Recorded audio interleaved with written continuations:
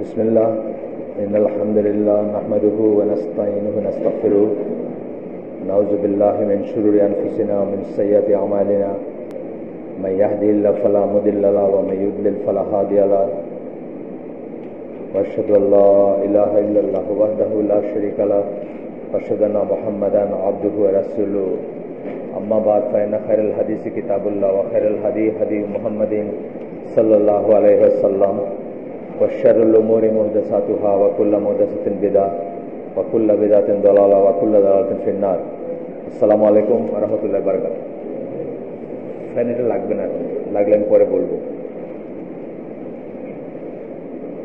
আমরা গতদিন যেখানে শেষ করছিলাম সেখান থেকে শুরু করবো ইনশাআল্লাহ। বইটার নাম আমরা আগেই বলছি, নবীদের দাওয়াতি নীতি, বাংলায় ট্রান্সলেট করা হয়েছে যেটা। আর এখানে একটু তফাৎ আছে, এখানে নবীদের দাওয়াতি নীতি বলে আবার বলছেন যে দাওয়াতটা কি, ইন কলিং টু আল্লাহ, দাওয়া অথবা দায়ী ইলাল্লাহ, মানে আল্লাহর দিকে যে দায়ী হবে তার ব্যাপারে কি নবীদের কি নীতি ছিল, বা সেই ব্যাপারে দাওয়াত দিতে গিয়ে তাদের কি নীতি ছিল সেটা একটু একটু তফাৎ আছে ইংলিশ বাংলা ইসের ভিতরে।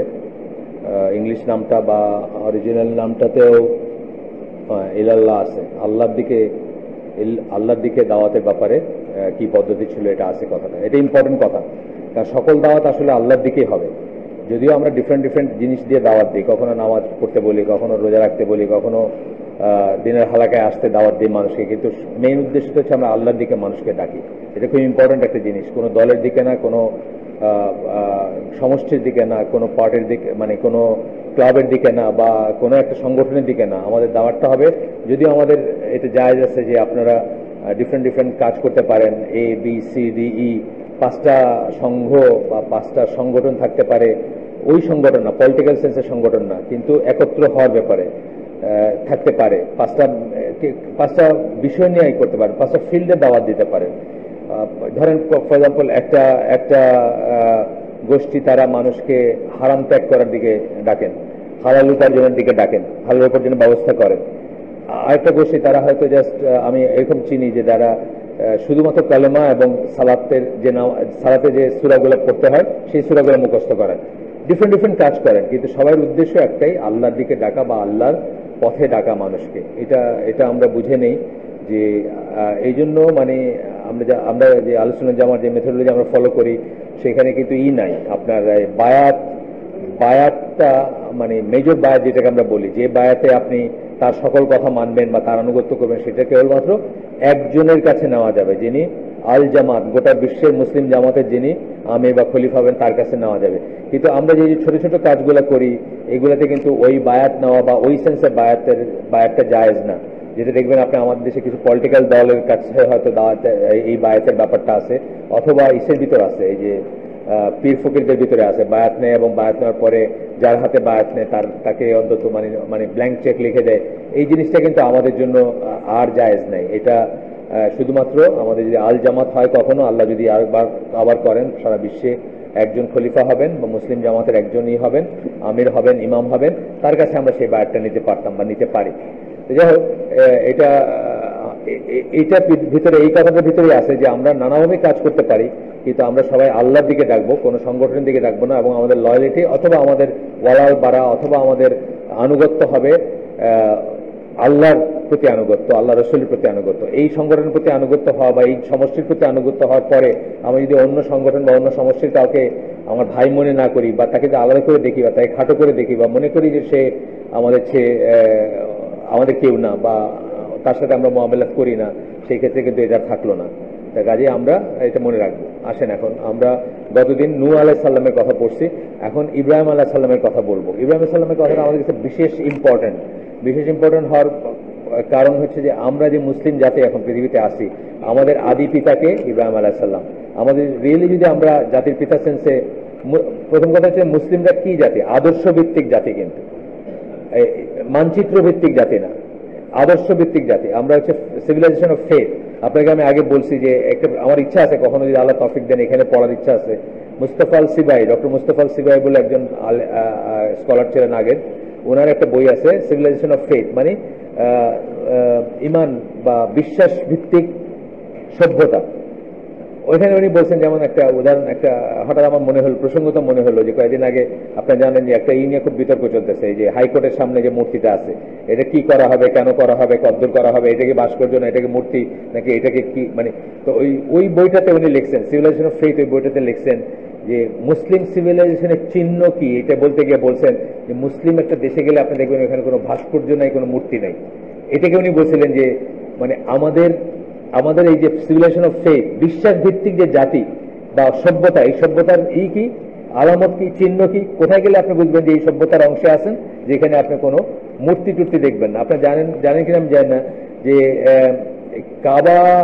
কাবাকে আমরা যেভাবে করি, এইটাও কিন্তু ইসলাম আসলে অ্যাপ্রুভ করে না। যেভাবে ট্রিট করি, যেভাবে মনে করি, কাবার একটা ছবি সামনে রেখে আমরা মনে করি, এটা কিন্তু আসলে ইসলাম অ্যাপ্রুভ করে না। বা আপনারা জানেন যে আমরা চাঁদ দিয়ে কিন্তু অনেকটা একটা ক্রিশ্চিয়ানলি একটা সিম্বলিকই বোঝাই, এইটা পর্যন্ত ইসলাম থেকে আসে নাই, এটা কিন্তু পরবর্তীকালে আসছে। মিনার দিয়ে আমরা অনেক সময় একটা ইসলাম বোঝায় ফেলি, মিনার এবং একটা চাঁদ দিয়ে, এটা কিন্তু ইসলাম থেকে আসে নাই। তারপরে আপনার এই যে গম্বুজ দিয়ে আমরা অনেক সময় ইসলামকে করি, সিম্বলাইজ করি, এটাও কিন্তু ইসলাম থেকে আসে নাই। মানে ইসলাম ছিল আইকনোক্লাস্টিক রিলিজিয়ন, মানে যেটা কোনো ধরনের মানে আইকন যেটাকে বলে, চিহ্ন যেটাকে বলে, এটাকে টলারেট করে নাই ট্র্যাডিশনালি।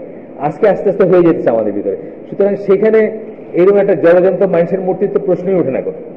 আমি বলতেছি মানে যেখানে একটা মিনারকে যারা ভালো, এই যে গম্বুজ ইসের রাসূল ইসলামের মাজারের উপরে যে মানে কবরের উপরে যেটা আছে, নজবিল্লাহ, মাজার কথাটা বলবো না আমরা, কবর বলবো, আমার অভ্যাস হয়ে গেছে। কবরের উপরে যেটা আছে, এই যে গ্রিন ডোম, সবুজ যে এইটা পর্যন্ত কিন্তু বড় আলেমরা কি অ্যাপ্রুভ করেন না। যদি ফিতনা না হইতো, যদি মুসলিম উম্মার ভিতরে মারামারি কাটাকাটি লাগার চান্স না হইতো, তাই এটা সরাই ফেলতেন। কারণ এটা তার সময়কার না, তার পরবর্তী 100 বছরেরও না, বুঝছেন না, তারপরে আসছে। তো এইভাবে আমরা আমাদের দিনটা এমন যে আমরা এসব চিহ্ন টিহ্ন, এইটা দিয়ে এটা বোঝায়, এটা দিয়ে এটা বোঝায়, আছে না, আমাদের কিন্তু অনেক চিহ্ন হয়ে গেছে। আমাদের বাঙালি মুসলমানদের কিন্তু অনেক চিহ্ন আছে, অনেক ধরনের চিহ্ন আছে আমাদের এরকম করে দেখালে একটা বুঝি আমরা জিনিস। তারপরে ধরেন এই যে আমি বুঝি না, আমি জানতাম না, আমাকে ওই যে করলেন, ওই যে অন্যরা জ্ঞান দিয়েছেন আমাকে, রেডিসনের সামনে যে বাতিগুলো জ্বলে, এই তিনকোনা দেখছেন না, একটা কনিক্যাল শেপ দেওয়া আছে, এটা নাকি বীর শ্রেষ্ঠদের সিগনিফাই করে। জানেন নাকি, আপনারা জানতেন? আমি কিন্তু জানতাম না, একজন আমাকে জ্ঞান দিলেন। আমি চিন্তা করলাম যে বাতিগুলো জ্বলা এত সুন্দর, মানে কিন্তু ইরিলেভেন্ট মনে হয় আমার কাছে। মেড অফ নোওয়্যার, রেডিসনের সামনে একটা ফ্লাইওভারের নিচে এরকম কনিক্যাল দেখছেন নাকি, যে চোখা চোখা 7টাই আছে, এটা নাকি 7 জন বীর শ্রেষ্ঠকে সিম্বলাইজ করে। এই জিনিসগুলো মানে চিন্তারও বাইরে Islamic world. Civilisation of faith যেটা বললাম আমরা, মুস্তাফা সিবাইর যে এটা, যে একটা মুসলিম দেশে গেলে বুঝবেন যে ওখানে কোনো মুসলিম সিভিলাইজেশনে গেলে বুঝবেন যে ওখানে কোনো মূর্তি মাতৃর কোনো চিহ্ন নাই। মূর্তি মাতৃ যেগুলো, যে পালমিরা, তারপরে আমরা যেখানে ইসলামিক ওয়ার্ল্ডে যেখানে দেখি, এগুলো হলো অন্যরা যখন ক্রুসেডের করে বা অন্য ইরা আসছে, বৌদ্ধরা বা ইরা করছে, মুসলিমরা করে নাই। মুসলিমরা মূর্তি শুরু করলো কোথা থেকে? এই যে আমরা দেখি সাদ্দাম হোসেনের মূর্তি আছে, মানে ক্লোজেস্ট আমি দেখি সাদ্দাম হোসেনের আছে, বা হয়তো ধরেন ইসের সময় ছিল, ওর নাম কি আমি জানি না, ইজিপ্টে আছে কিনা, গামাল আব্দুল নাসিরের থাকতেও পারে। মানে এই সময়টাতে আসলো আর কি, যখন থেকে আমরা কমিউনিস্ট হইলাম, আমরা বাথিস্ট হইলাম, আমরা সেকুলারিস্ট হইলাম। তো ইরা ছিল না, সোশ্যালিস্ট ছিল, গামাল আব্দুল নাসির রাষ্ট্রের সাথে খুব দরম মরম ছিল। তারপরে ছিল বাথিস্ট, ওই যে মানে কমিউনিস্ট বা সোশ্যালিস্ট, সমাজবাদী যাদেরকে বলে, এইসব যখন হইলাম, তখন থেকে আমাদের যদিও সমাজবাদী দর্শনটাই কিন্তু বেসড অন নাস্তিকতা, কোন ডায়েটিকে তারা স্বীকার করে না, কিন্তু দেখা গেল ওই পূজা বাদ দিয়ে বা বাইরের মূর্তি বাদ দিয়ে নিজেদের মূর্তি বানাতে শুরু করলো। লেনিনের মূর্তি ছিল কিন্তু এই রাশিয়ার নিষেধ পরে, রাশিয়া যখন মানে সোভিয়েত ইউনিয়ন যখন ভাঙলো, তখন ওইটাকে হেঁয়ে চাইনা ফালাইছে, যেভাবে আপনার ইটা ভাঙছে আর কি, এই যে কি নাম, সাদ্দামেরটা সেম, সাদ্দামেরটা তো টাইনা ভাঙছে মানছে, ওইটাও সেরকম করে ভাঙছে। তো এগুলো কিন্তু আমাদের খুব রিসেন্ট ডেভেলপমেন্ট। কিন্তু রিসেন্ট ডেভেলপমেন্ট হইলেও আমরা তো আমাদের ইতিহাস জানি না, আমরা আমাদের ইতিহাস পড়ি নাই, আমরা জানি না কি ছিল আমাদের, কি থাকে আমাদের। তো আমরা যদি পড়তাম, তাহলে আমরা দেখতাম এগুলো কোনো অস্তিত্বই ছিল না। এমনকি এই যে কাবার ইটা বলতেছি, বা আপনি দেখবেন মসজিদে খুবই কষ্ট লাগে আমি যখন দেখি যে একদম শুদ্ধ তরিকার মসজিদে দেখবেন আপনি 2টা মিনারের ছবি না দিলে কেমন লাগে, 2টা লাগাই দিচ্ছে। এই পয়সাটার জবাব দিয়ে করবেন কিভাবে আল্লাহর কাছে জবাব দিয়ে করবেন কিভাবে? আমি তো মনে করি মসজিদ হচ্ছে একদম বেসিক হওয়া উচিত। সাজগোজ এইরকম, বুঝছেন না, অনেক খরচ করি না আমরা এসবে। চকচক করা, এটা টাইলস, ওটা এটা ওইটা ছবি, অনেক পয়সা খরচ করি কিন্তু মসজিদ হওয়া উচিত কি বেসিক হওয়া উচিত। এবং বেসিক মানে আমার এখন পর্যন্ত আলামিন মসজিদ আছে, কিন্তু কতদিন থাকবে আমি জানি না। এখন পর্যন্ত আলামিন মসজিদ যে এরকম একটা মসজিদ, জাস্ট একটা ওয়াল আছে আর কিছু নাই, কিন্তু ওনারাও ভেঙে বানাবেন শুনতেছি, তখন কি করবেন আমি জানি না। যাই হোক, আসেন ইব্রাহিমের কথা আসেন। ইব্রাহিম আলাইহিস সালাম কি বললাম যে আমাদের আদি পিতা, আমাদের জাতির পিতা, এটা বলাটা রিজন আছে। উনার পর থেকে যত নবী যত পয়গম্বর আসছেন সবাই কিন্তু কোনো না কোনো ভাবে ওনার বংশধর। দুইটা চেইন আছে, একটা ইসাক আলাইহিস সালামের চেইন, ওইটাতেই সবাই, আর একটা চেইন হচ্ছে ইসমাইল আলাইহিস সালাম থেকে, ওইটাতে শুধু আমাদের রাসূল সাল্লাল্লাহু আলাইহি সাল্লাম। বাট সবাই কিন্তু মোরলেস সি। এবং পেট্রিয়ার্ক যে কথাটা বলি আমরা, আদি পিতা, এটা কিন্তু রাসূল সাল্লাল্লাহু আলাইহি সাল্লামের মুখ দিয়ে উচ্চারণ করে গেছেন ইব্রাহিম আলাইহিস সালামের ব্যাপারে। সুতরাং আমরা যদি ইফ ইউ মাস্ট কখনো যদি আমাদের আইডেন্টিফাই করতে হয় যে মুসলিম জাতি, এই বিশ্বাস ভিত্তিক যে জাতির কথা আমি বললাম, তার পিতাকে ডেফিনেটলি ইব্রাহিম আলাইহিস সালাম, মানে এটা আল্লাহ রাসূল সাল্লাল্লাহু আলাইহি সাল্লামের মুখের কথা, বা এখানেও আসবে দেখবেন। তো এখানে বলতেছেন যে ফাদার অফ দ্য প্রফেটস, এই বইতেই কিন্তু বলতেছেন নবীদের বাবা, মানে আমরা যত নবীদের জানি, যত নবীদের আমরা জানি, নূহ আলাইহিস সালামের ছাড়া আর কি, মানে নূহ আলাইহিস সালাম, লূত আলাইহিস সালাম এবং ইব্রাহিম আলাইহিস সালাম পাশাপাশি সময় ছিলেন, কিন্তু আমরা জনকে জানি এর পরের যে চেইনটা, মানে যাদের কথা উল্লিখিত হয়, বা মেজর রিলিজিয়ন গুলো যেখান থেকে আসছে, মানে কি বলে আপনার খ্রিস্টানিটি, জুডাইজম এবং আমরা ওয়ার্ল্ড রিলিজিয়ন যেগুলোকে বলি, সেগুলো যেহেতু সবাই কিন্তু রুটটা কোথায়? ইব্রাহিম আলাইহিস সালাম। এই জন্য বলতেছেন father of the prophets and the leader of those who worship Allah alone, নবীদের বাবা এবং যারা শুধু আল্লাহর ইবাদত করেন তাদেরও বাবা কে? ইব্রাহিম আলাইহিস সালাম, the chosen and beloved friend of Allah, খলিলুল্লাহ কথাটা মানে আর কি। চোজেন, বিলাভেড, চোজেন মানে বেছে নেওয়া, এবং বিলাভেড মানে ভালোবাসার মানুষ।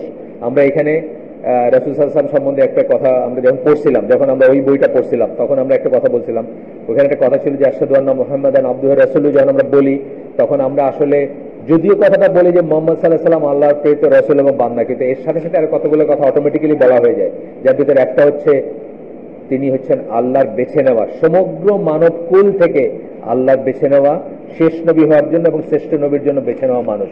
এটা কিন্তু আমরা বলি। তার কারণ, এটা কারণও ছিল, ইব্রাহিম আলাইহিস সালামকে বলছে, নূহ আলাইহিস সালামকে বলছে, সকল নবী পয়গম্বরকে বলছে, অলমোস্ট আমার জানা মতো সকল, প্রায় আর কি, মানে যাদের কথা আসে ঘুরে ঘুরে, হয়তো যারা সুলাইমান আলাইহিস সালাম বা ওইরকম যারা অন্য একটা গ্রুপ থেকে ছিলেন তাদের ব্যাপারে আমি বলতেছি না, মানে যারা হয়তো ইসের ছেলে, কি বলে, রাজার ছেলে বা রাজকীয় অবস্থানে ছিলেন, এটা এক্সেপশন, তারা একজন দুইজন, 1,24,000 পয়গম্বরের ভিতর বা নবীদের ভিতর একজন দুইজন এরকম পজিশনে ছিলেন। কিন্তু জেনারেল কথা আমি গতদিনে বলে গেছি যে সবাইকে কিন্তু ইরা বলছেন, এই যে মানে কাফের মুশরিক বা যারা তখনকার দিনের অবিশ্বাসী বা যে কমের কাছে আসে, তারা বলছে যে আল্লাহকে আর মানুষ পেল না, তোমারই পাঠাইলো, আল্লাহকে আমাদেরকে দেখলেন না, আমরা তো তোমার চেয়ে বেটার ছিলাম, আমরা তো তোমাদের বড় ছিলাম, জ্ঞানী ছিলাম বা প্রতাপশালী ছিলাম। এটা কিন্তু আমাদের নবীকে বলছে, ইব্রাহিম আলাইহিস সালামকে বলছেন, হুদ আলাইহিস সালামকে বলছেন, আমরা দেখছি গতদিন পড়ছি, আমরা জেনারেলি সে ভিতরে পড়ছি।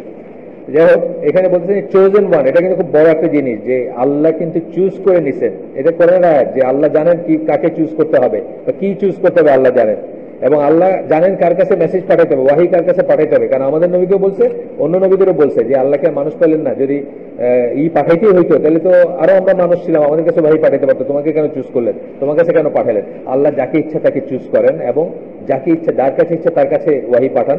আল্লাহই সবচেয়ে ভালো জানেন যে কার কাছে ওয়াহি পাঠানোটা প্রয়োজন অথবা এফেক্টিভ অথবা মানে কাজে লাগবে সেটা। যাই হোক, তখন বললেন যে যিনি এমন ছিলেন, the best of the messengers and the final prophet and his উম্মা, আমাদেরকে কি বলছে? টু এমুলেট হিম, আমাদেরকে বলা হয়েছে কি তাকে অনুসরণ করতে কিন্তু বলা হয়েছে। কোরআনে আমাদের নবীকে অফকোর্স শরিয়া হিসাবে আমাদের নবীর শরিয়া আমরা এই করবো, কিন্তু আমাদেরকে কিন্তু বলা হয়েছে যে ইব্রাহিমের সূরা মুমতাহিনার শুরুতে ইব্রাহিমের ভিতরে তোমাদের জন্য উত্তম রয়েছে, যখন তিনি তার বাবাকে বললেন বা যখন তিনি তার কওমকে বললেন যে তোমাদের সাথে আমাদের কোনো এখন থেকে আর কোনো মুআমালাত নাই, বললেন না যে তোমার কোন রকম সম্পর্ক নাই, সম্পর্ক ছেদ করা হলো। এইটাকে আল্লাহ আদর্শ বলতেছেন কি আমাদের নবীর জন্য বলতেছেন, আমার জন্য বলতেছেন। এইটাই বলতেছেন এখানে যে পরবর্তীকালে যারা রাসূল আসছেন, নবী আসছেন, তাদের জন্য এবং এই উম্মার জন্য, আমাদের উম্মার জন্য আদর্শ এবং অনুসরণীয় বলা হয়েছে ইব্রাহিম আলাইহিস সালাম। এটা আমরা মনে রাখবো যে ওনার একটা স্পেশাল পজিশন আছে। আচ্ছা, to take his call as an example তার ডাকটা, তিনি যে দাওয়াতটা দিচ্ছেন ওইটাকে একটা এক্সাম্পল বা একটা হিসাবে নেওয়ার জন্য বলা হয়েছে, এই আমাদেরকে বলা হয়েছে বা সবাইকে। এখন কথা হচ্ছে যে আপনি তাহলে বলতে পারেন তাহলে একটা ধরেন সেপ্টেম্বর 11-এর পরে যারা আমেরিকায় থাকেন তাদের ভিতরে আমরা একটা টেন্ডেন্সি দেখা যায় যে তারা ওই অ্যাব্রাহামিক ফেইথ বলে একটা কথা নতুন করে কয়েন করতে শুরু করছেন। অ্যাব্রাহামিক ফেইথ, আমরা তো সবাই ভাই ভাই, আমরা তো সবাই একই। হ্যাঁ, আমরা সবাই ভাই ভাই অরিজিনগত ভাবে, কিন্তু শরিয়াগত ভাবে এখন আমরা ভাই ভাই নাই। কিন্তু কারণ কি, আল্লাহ রাসূল সাল্লাল্লাহু আলাইহি সাল্লাম তার মিশন কমপ্লিট করলেন যেদিন, অথবা তার মিশন যখন কমপ্লিট হয়ে গেল, আল্লাহ যেদিন বললেন যে আজকের দিনে আমি তোমাদের জন্য তোমাদের দিনকে কমপ্লিট করে দিলাম, তোমাদের জন্য ইসলামকে তোমাদের দিন হিসাবে নির্ধারণ করলাম, এই কথাটা বলার পরে কিন্তু আর দুনিয়াতে কোনো দিন নাই। কাজে আমরা ওই সেন্সে ভাই, যে সবাই একখান থেকে আসছি, বা নবী হিসাবে সবাই ভাই ভাই, সেই হিসাবে ঠিক আছে, সব নবীরাই এক কথা নিয়ে আসছেন, কিন্তু দিন হিসাবে এখন কিন্তু দুনিয়াতে বারবার কিন্তু এই ট্র্যাপে পড়বেন না। দুনিয়াতে মাত্র একটাই দিন আছে, দিন আল ইসলাম, আর এর বাইরে যেটা আছে দিন আল কুফর, এটা একটা কুফরি দিন। তো এটা আমরা মনে রাখবো ইনশাল্লাহ, এবং এটা থেকে আমরা হয়ে থাকবো। আচ্ছা, এরপরে যেটা এখন যে আয়াতগুলো কোট করবেন এগুলো হচ্ছে সূরা আল আনামের, আমি সব পড়বো না, আমরা যে বেছে বেছে পড়বো। সূরা আল আনামের 74 থেকে 79 নম্বর আয়াত পর্যন্ত এখানে কোট করবেন। কোট করে এখানে প্রথমে কি বলতেছেন যে আমরা ইব্রাহিমকে আকাশসমূহ এবং পৃথিবী দেখাইছি। এই যে দেখাইছি কথাটা ডিফারেন্ট ডিফারেন্ট মিনিং হতে পারে। আল্লাহ রাসূল সাল্লাল্লাহু আলাইহি ওয়াসাল্লামকে দেখাইছি যখন বলবেন তখন আমরা কি বুঝবো? মেরাজের কথা বুঝবো। উনাকে যখন দেখাইছি বলবে বা বলছেন, সেটা আরেকটা কোনো ফর্মে হইতে পারে, আমরা এখানে সেটা এক্সপ্লেন করা হয়নি।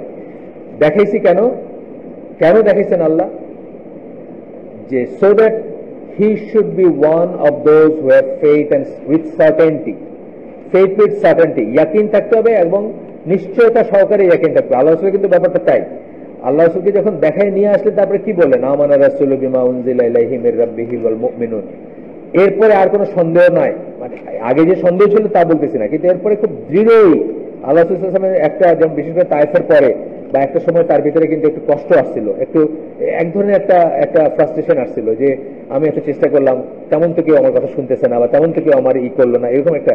কিন্তু মেরাজের সময় তাকে যা দেখানো হইলো, যা বোঝানো হইলো, তারপরে কিন্তু তার নিশ্চয়তা আসছে, একেবারে স্থির নিশ্চয়তা আছে। যেই জন্য পরবর্তী আমরা গতদিন বলে গেলাম যে পরবর্তীতে যখন তাকে মেরাজ থেকে ফেরার পরে যখন তার কাজিন তাকে বললেন যে তুমি এইসব কথা বাইরে গিয়ে বলো না, তোমাকে এমনি তার পাগল ঠাড়ায়, আর বাইরে গিয়ে যদি বলো তাহলে যে কজন তোমাকে ফলো করতেছে তারাও চলে যাবে।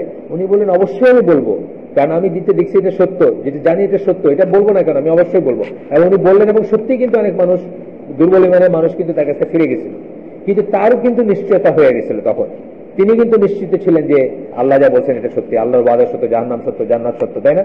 যেই জন্য কিন্তু পরবর্তীতে অন্য সূরায় বা অন্য এসে কি বলছেন আল্লাহ, যে উনি যদি মন গড়া কোনো কথা বলেন ওনার কণ্ঠনালী ছেড়ে দেওয়া হয়। এই কথা বলা হয়েছে না? এই কথা কেন বলেছে? ওনারা এই নিশ্চয়তার পরে উনি এটা বলতে পারেন না। একই কথা ইব্রাহিম আলাইহিস সালামকে এমন কিছু দেখানো হয়েছে বা এমনই দেখানো হয়েছে যার পরে তার নিশ্চয়তা সহকারে তার ঈমান থাকবে।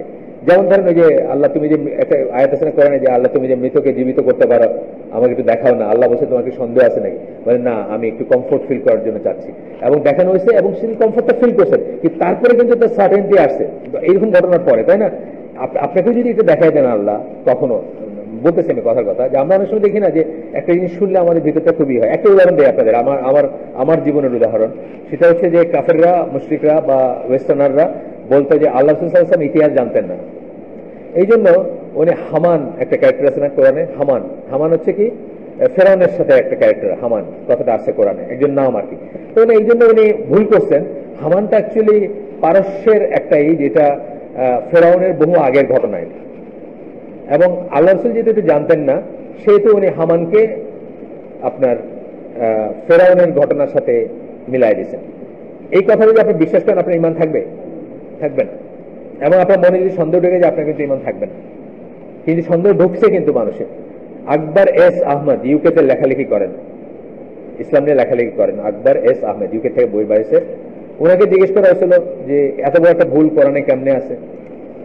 ওই বললেন যে হইতে পারে আল্লাহ ইচ্ছা করে ভুলটা রেখে দিচ্ছে। এই কোনো আনসার হলো না। আল্লাহ ইচ্ছা করে ভুলটা রেখেছে, এটা কোনো আনসার হলো। একজন মুসলিম যার রিয়েলি কনভিকশন আছে, সে মনে করবে আল্লাহ যখন বলছেন এটাই সত্য, এইটা বলবে, তার আনসার হবে এটা। কিন্তু আমাদের সবাই তো ওরকম না। আমার নিজের ব্যক্তিগত ইমানটা অনেক বেড়ে গেছে যখন আমি শুনছি যে ওই ইজিপশিয়ান পিরামিড গুলোর গায়ে যে এই সিম্বলিক এই যে লেখালেখি ছিল, এগুলোর থেকে হামান নামটা উঠে আসছে। হামান ছিল ইসের চিফ আর্কিটেক্ট, ফেরাউনের প্রধান আর্কিটেক্ট। আপনি ইমাম বাড়ি যাবেন তখন যে কোরআন যেটা বলছে এটাই ঠিক, তোমাদের গবেষণা, তোমাদের যুক্তি, তোমাদের ইতিহাস, তোমাদের নাম নিয়ে গবেষণা এটা সত্যি না, তার এগেনস্টে কোরআন যেটা বলছে এটাই সত্যি। কিন্তু শুনলে ইমান বাড়বে, তো বাড়বে, এবং এই সময় যে ইমান বাড়ানো ঠিক আছে, এটা হচ্ছে কি নিশ্চিত জ্ঞানের ভিত্তিতে আপনার ইমান বাড়তেছে। কিন্তু আবার কতগুলো জিনিস আছে যেগুলো দিয়ে আমরা ইমান বাড়ে কিন্তু আবার ইমানটা চলেও যায় তারপরে, এটার সম্বন্ধে আমরা সাবধান থাকবো। যেমন ধরেন নেপালের গম্বুজের উপরে একটা সোনার, নেপালের মসজিদের উপরে একটা সোনার গম্বুজ নিজে নিজে এসে বসে গেছেন না, 6 মাস ধরে আপনি দেখলেন যে আর জানো নাকি কি সাংঘাতিক স্টোরি এটা। 6 মাস পরে একজন বলে যে পুরাটা একটা বোগাস, মিথ্যা কথা, হোক্স যেটাকে বলে। দেখেন যে এইটুকুর জন্য দুর্বল মনের মানুষ যারা, তাদের হয়তো একটু একটু ইমানটা স্ট্রেনথেন হয়েছিল, যখন জানলো এটা মিথ্যা ওইটার সাথে সাথে এটা পুরাটা চলে গেল। তা আমরা এই জন্য প্রথমে খেয়াল করবো যে খবরটা কার কাছ থেকে আসতেছে, যে কোনো খবর কার কাছে। আমাদের গ্রুপের একজন ইন্নালিল্লাহ রাজন বলা আব্দুর রহমান আসুদাস কখন মারা গেছে এটা গ্রুপের মেইলে চলে আসছে, বুঝছেন। আমি তো আর সবসময় মেইলগুলো চেক করতে পারি না, বুঝছেন। কতগুলো মেইল আসে চেক করা যায়, কতগুলো মেইল চেক করা যায় না, মানে উনার ভিতরে কি আছে আমি এটা চেক করতে পারি না মডারেট করতে গিয়ে, বা যারা মডারেট করেন তারা চেক করতে পারেন না, সবসময় পারেন না, কখনো কখনো পারেন। তো ওটা চেক করা হয় নাই, দেখা গেল কি ইন্নালিল্লাহি ওয়া ইন্না ইলাইহি রাজিউন এত সময় মারা গেছেন আব্দুর রহমান সুদাই। আমার কাছে অ্যারাব নিউজ বলে একটা পত্রিকার লিঙ্ক আছে, আমি সাথে সাথে ওইটাতে গেলাম, কিছুই নাই। মানে সুদাস মারা যাবেন অ্যারাব নিউজে থাকবেন এটা হইতেই পারে না, কিন্তু এটা কিন্তু মানে সাথে সাথে মানে 30 সেকেন্ডের ভিতরে আমি কারেক্ট করে দিছি যে পসিবলি এটা ঠিক না, বা মানে এটা হয়তো না, কারণ আমি তো অ্যারাব নিউজে পাইলাম না। তারপরে আরো অন্যরা বলতে শুরু করছেন, সৌদি আরবে আমাদের যারা ভাইরা থাকেন তারা ওইখান থেকে তখন বলতে শুরু করছেন, তারাও ওইটা দেখে সাথে সাথে বলতে শুরু করছেন না, there is no such thing. তা আমরা যখন একটা খবর নেব, কোরআনে আল্লাহ বলছেন, কিন্তু ফাসেক কে যখন তোমাদের এসে কিছু বলে ওইটা নিয়ে চিল্লাচিল্লি নাচানাচি করে, মানে উত্তেজিত হয়ে না, এটা ভেরিফাই করে নেওয়া আসে না। আমাদের খবর তো আসেই ফাসিকের কাছ থেকে, গোটা খবরের সোর্স হচ্ছে ফাসিক এখন, তাই না? আপনি দেখেন ফাসেক ছাড়া কোন দিন আর কোনো আল্লাহ মানুষ কি খবর করে? খবর সাথে নাই কোনো আল্লাহর মানুষ, গোটা ফাসেক। এবং যারা আল্লাহর নামে নাম ধারণ করে মানে ভাব দেখায় যে তারা আল্লাহর পক্ষে, তারাও কিন্তু আমি বলবো আমার সেন্সে, আমার পয়েন্ট অফ ভিউ থেকে তারাও ফাসেক। আমি একটা বাংলাদেশে একটা মুখ্য ইসলামপন্থী পত্রিকার একদিনের মানে বর্ষপূর্তি, তাদের কবে হয়েছে আমার মনে নেই, এই ধরেন 2003-এর দিকে তাদের প্রথম বর্ষপূর্তিতে তারা 80 পৃষ্ঠার একটা বের করছে, এত মোটা 80 পৃষ্ঠার একটা ক্রোড়পত্র ফ্রি দিতেছে আপনাকে, বাকিটা তো অ্যাডভার্টাইজিং এ। ওটার পয়লা পৃষ্ঠার অর্ধেক জুড়ে ছিল বার্জার পেন্টের একটা বিজ্ঞাপন। আমি ওই দিন বলছি তাদের সাথে যারা সম্পর্ক আছে বা যারা তাদেরকে বলতে পারবে, তাদের বলছি আমি আল্লাহর নামে কসম করে বলতে পারি যে এই অ্যাডভার্টাইজ লব্ধ প্রতিটি পয়সা হারাম হবে। কারণ একটা জানা কাটা পরি মানে স্লিভলেস ব্লাউজ পরে একটা মহিলার ছবি দিয়ে একটা অ্যাডভার্টাইজ বর্ষপূর্তি, বুঝছেন না, পাইছে হয়তো 50 লাখ টাকা বা 10 লাখ টাকা, যাই হোক অনেক বড় পয়সা তো, বুঝছেন না। ফার্স্ট পেজের এতটুকুর লিগে আপনার 5,000 টাকা লাগে, ফার্স্ট পেজে এতটুকুর জন্য 5,000 টাকা লাগে, তো এখানে হয়তো 50 লাখ টাকা পাইছে। কিন্তু তাহলে এটা দিয়ে যারা মনে করে যে ইসলামের কাজ করবে, আপনাকে মনে করেন তা ঠিক আছে, এটা বিক্রি করে ইসলামের তরক্কি হবে কোনোদিন হবে না, হইতে পারেই না। তাই যদি হইতো তাহলে নবী সাল্লাল্লাহু আলাইহি সাল্লাম যখন ওই কাবার চত্বরে বসে দাওয়াত দিতেন, কাবার এসে মানুষকে ডাকতেন, ওইখানে তার কাছে যাওয়ার আগেই রাস্তায় অন্য জায়গায় এন্ট্রির দিকে এক লোক বসে তার কৃতদের সিদ্ধিদের নাচায় গান গাইতেছে, নাচাইতেছে, বলতেছে কি শুন মোহাম্মদের কাছে গিয়ে কি শুনবা, যা শুনবা পুরান দিনের কথা, তো আমার এখানে আসো, আরো ইন্টারেস্টিং ভাবে আমি শোনাইতেছি। মিডিয়া কিন্তু এই কাজটাই করে, মিডিয়া কিন্তু আপনাকে ইন্টারেস্টিং ভাবে গল্প শোনায়, তাই না? এটাই মিডিয়ার কাজ, তো নাচায় গায়া এখানে শোনাইতেছে, ওখানে কি শুনবা মোহাম্মদের কাছে। কিন্তু মোহাম্মদ সাল্লাল্লাহু আলাইহি ওয়াসাল্লাম আরেকটা কাউন্টার খুলেন নাই যে আচ্ছা এখন আমি ইসলামী গান আর ইসলামী সঙ্গীত দিয়ে এখন আমার মানুষজনদের কথা শোনাবো, এটা কিন্তু উনি করার নেই। তো আমরা বুঝবো যে আমরা যেন আমাদের চোখটা যেন ধোঁয়াশাচ্ছন্ন না হয়, albeit for the Islamic reason, সের জন্য আমাদের চোখটা যেন ওপেন থাকে বা খোলা থাকে। আসেন এরপরে আমরা যাই, বলতেছেন যে আচ্ছা এরপরে এসে বলতেছেন কি বললেন উনি, আল্লাহ তাকে দেখাইলেন, মানে অ্যাকচুয়ালি তাকে দিয়ে আল্লাহ করলেন, আর্গুমেন্ট দেখাইলেন মানুষের, তার মানুষ যারা ছিল তাদের আর্গুমেন্ট, যেমন চাঁদটা, সূর্যটা, আর এখনো মানুষ সূর্যের পূজা করে, আপনি জানেন তো, মানে এখনো তো সূর্যের পূজা করে, করে না? এখনো প্রকৃতি পূজা করে। পয়লা বৈশাখ সকালে আপনি কি বলেন? আপনি এখনো প্রকৃতি পূজা করেন, সূর্যের পূজা করেন, নতুন দিনের পূজা করেন, নতুন বৎসরের পূজা করেন। তো যাই হোক, ওইরকম ভাবে ওই সময় মানুষ করতো। বা সূর্যের পূজা কিন্তু অনেক পুরানো, সূর্য চাঁদের পূজা অনেক পুরানো দিনের ব্যাপার। একটা খ্রিস্টপূর্ব আপনি যাইতে পারেন, গ্রিক তারও আগের থেকে পূজা করে। তো উনি লজিক বলে দিচ্ছেন তার মানুষকে, যা আচ্ছা সূর্য কি তো ডুবে যায়, তখন কে অ্যাফেয়ার গুলা দেখে? সূর্য যখন থাকে তখন যদি সূর্য যদি দেখে হয়, তাহলে সূর্য যখন ডুবে যায়, যখন থাকে না, যখন ভিজিবল না, যখন তাকে দেখা যায় না, তখন দুনিয়ার অ্যাফেয়ার কে চালায়?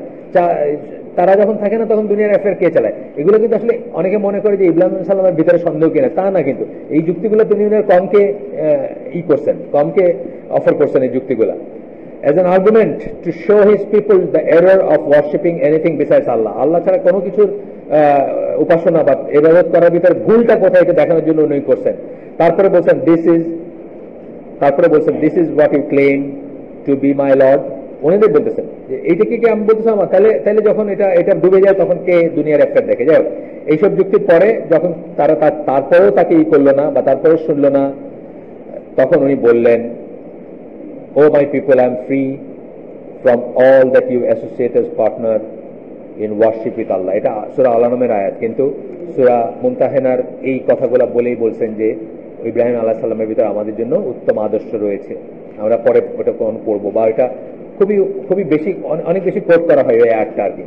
সূরা মুমতাহিনার 1 নম্বর, 4 নম্বর, 8 নম্বর, 5 নম্বর আয়াত, এগুলো খুব ওয়াইডলি কোট করে। আপনি দেখে নিন বাসায় গিয়ে। এখন তো তেলাওয়াতের সিজন। আজকে আবু বকর জাকারিয়া ভাই বললেন যে এই শাবান মাসটাতে আমাদের হিসাব আল্লাহর কাছে পেশ করা হবে, ফর ইয়ার করা হয়। তো আমরা যেন এটার আমলের ভিতর বলতেছিলেন।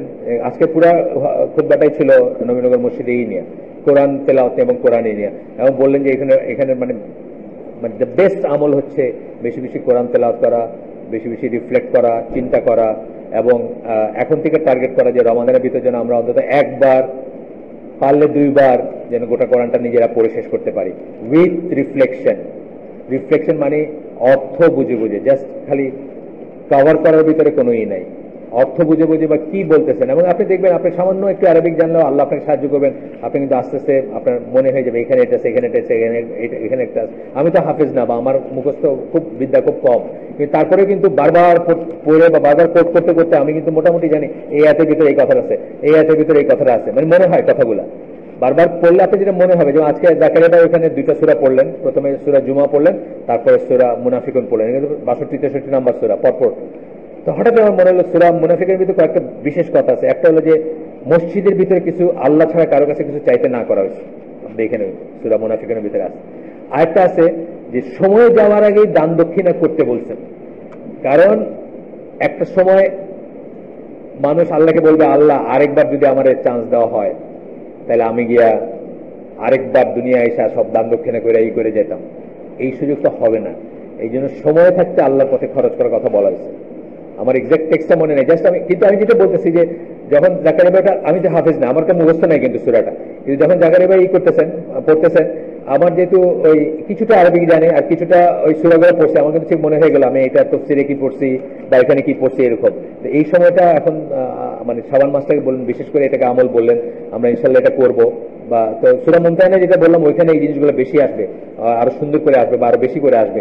Indeed I have turned away my face in worship. আচ্ছা, তখন কি বললেন যে আমি তোমাদের থেকে ফ্রি, আমি তোমাদের ফ্রি, এবং তোমরা যা কিছু তোমাদের থেকে, এবং তোমরা যা কিছু and all that from all that you, sorry, I am free from all, O my people, হে আমার লোক সকল, আমি ওই সমস্ত জিনিস থেকে মুক্ত যেগুলো তোমরা আল্লাহর সাথে পার্টনার বা আল্লাহর সাথে শরীক স্থাপন করছো, সেগুলো থেকে মুক্ত। নিশ্চয়ই আমি আমার মুখকে ইবাদতে আল্লাহর দিকে ঘুরে নিয়েছে। এখানে এইটা হচ্ছে কালা ইয়া কওমি ইন্নী বারিউন, বারি মানে ওই যে করা, কি বলে, সম্পর্ক ছিন্ন করা। ইন্নী বারিউন মিম্মা তুশরিকুন, তোমরা যা করো সেটা থেকে আমি মুক্ত বা সম্পর্ক ছেদের সেন্সটা আসে। সূরা তাওবার শুরুতে যে আয়াত আছে, একই শব্দ আরেকটা ফর্মে আছে। আচ্ছা, একই শব্দ আর কি, মানে শব্দটা হচ্ছে সম্পর্ক ছেদ করার। এটা থেকে মুক্তির রজনী বানাইছে আমাদের সবাই বরাত, বুঝছেন না? এটা জোড়া দিয়ে একটা এক্সপ্লেনেশন বাইর করছে যে বরাত মানে হচ্ছে মুক্তির রজনী। এই বরা মানে হচ্ছে ওয়ালাল বারা বলি না আমরা, ওয়ালাল বারা বারা এই একই একই একই জায়গা থেকে আসছে, মানে সম্পর্ক ছেদ করা, মুক্ত হওয়া, ফ্রি হওয়া, বা তার সাথে সম্পর্কিত না হওয়া। যাই হোক, তারপরে বলতেছেন ইন্নী ওয়াজ্জাহতু ওয়াজহিয়া লিল্লাযী ফাতারাস সামাওয়াতি ওয়াল আরদা হানিফা ওয়া মা আনা মিনাল মুশরিকিন।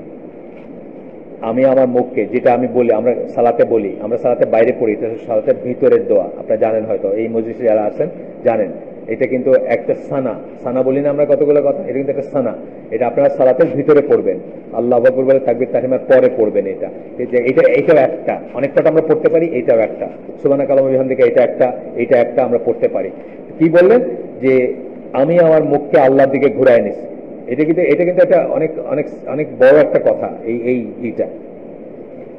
এইটা মানে এই আয়াতটা আমি বলতেছি আপনাদের, ঘুরায় নিছি, আল্লাহর দিকে ঘুরায় নিছি, যাই আমাকে, যিনি আকাশসমূহ এবং পৃথিবীকে সৃষ্টি করছেন, মেকিং অল ওয়ারশিপ, আমার সমস্ত, এই যে ওয়ামা আনা মিনাল মুশরিকিন, মানে আমি মুশরিকদের অন্তর্ভুক্ত না, হানিফা ওয়া মা আনা, আমার সমস্ত ইকে আমি আল্লাহর জন্য নির্ধারণ করছি, সমস্ত ইবাদতকে।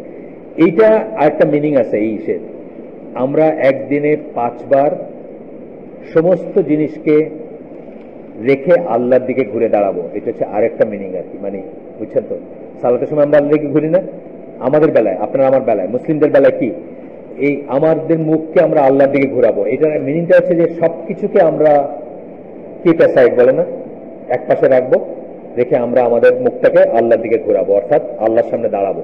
এটা আর কি আরেকটা মিনিং, মানে এটা আসবে পরবর্তীতে কখনো কোনো কথায় আসে। যাই হোক, এখন কি দাঁড়ালো, so this fervent, rigorous and incessant call to tawheed of Allah and make all of religion purely for him and to the elimination and rejection of shirk, তাহলে কি ছিল এটা, ইব্রাহিমের এই কথাটাও কি ছিল, ইব্রাহিম আলাইহিস সালাম যে এই কথাটা বললেন, এই কথাটা কি ছিল, এটা কি ছিল, তাওহীদের দিকে ডাকা মানুষকে, এবং তাওহীদ ছাড়া বাকি সবকিছুকে রিজেক্ট করা, এইটাই ছিল এটার ভিতরে, এবং আল্লাহর জন্য দিনকে, সমস্ত দিনটাকে পিওরলি আল্লাহর জন্য নির্ধারণ করা, সমস্ত উপাসনাকে, সমস্ত ইবাদতকে, এবং দিন বলতে আমরা আরো কি জানি, দিনের এক্সটেনশন কি, ওয়ে অফ লাইফ, তাই না, আমাদের জীবন ধারাটা হবে আল্লাহর দিকে আমরা মুখ করে দাঁড়াবো, এবং আমাদের জীবন ধারাটা হবে, জীবন যাত্রাটা বা জীবন ব্যবস্থাটা হবে আল্লাহ প্রদত্ত, আল্লাহর দিকে যে জীবন ব্যবস্থা সেটা।